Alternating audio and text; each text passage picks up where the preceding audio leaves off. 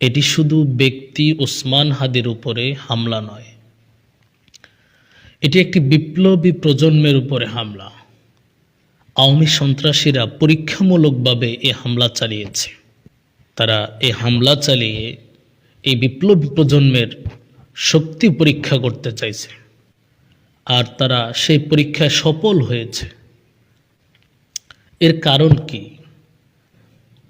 বিপ্লবী প্রজন্মই বা আজকে হুমকির মুখে কেন?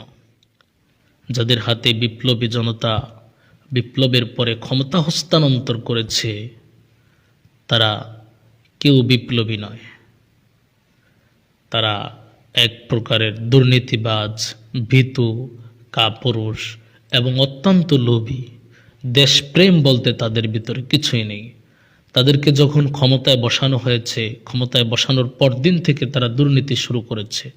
তারা এই দেশকে পরিবর্তনের সিদ্ধান্ত গ্রহণ করে নাই, দেশকে পরিবর্তনের কথা ভাবেনি এবং পরিবর্তন করেনি। একটা বিপ্লবী সরকার গঠন হওয়ার পরে তার যে করণীয় আর তার যে বর্জনীয়, অর্থাৎ সমস্ত অতীত মুছে দেওয়া, তা তারা করেনি।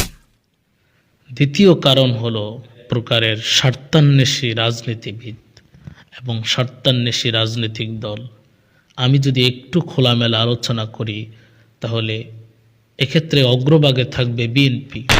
এই অবস্থা থেকে মুক্তির জন্য আমাদেরকে অবশ্যই কোরআনের দিকে ফিরে আসতে হবে, কারণ কোরআনে দেশবিরোধী ষড়যন্ত্র নিষিদ্ধ, কোরআনে সুদ ঘুষ নেওয়া নিষিদ্ধ, দুর্নীতি নিষিদ্ধ, অন্যায় অপরাধকে প্রশ্রয় দেওয়া নিষিদ্ধ। তো কেউ যদি কোরআনকে সামনে নিয়ে রাজনীতি করে কিংবা রাসূলের সুন্নাহকে সামনে নিয়ে রাজনীতি করে, তাহলে সে এগুলো করতে পারবে না, কারণ এগুলো তার সামনে মহান বাধা হয়ে দাঁড়াবে।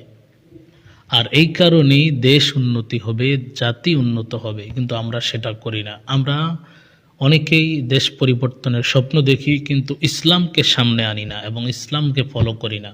আমরা যদি পরিপূর্ণভাবে ইসলামকে ফলো করতে পারি, তাহলে অবশ্যই ইনশাল্লাহ দেশ এবং জাতির কল্যাণ হবে। আমরা আখেরাতে সফল কাম হবে ইনশাল্লাহ, সাথে দুনিয়াও আমরা সফলতার সহিত বাঁচতে পারবো। আমাদের দেশ মাথা উঁচু করে দাঁড়াতে পারবে।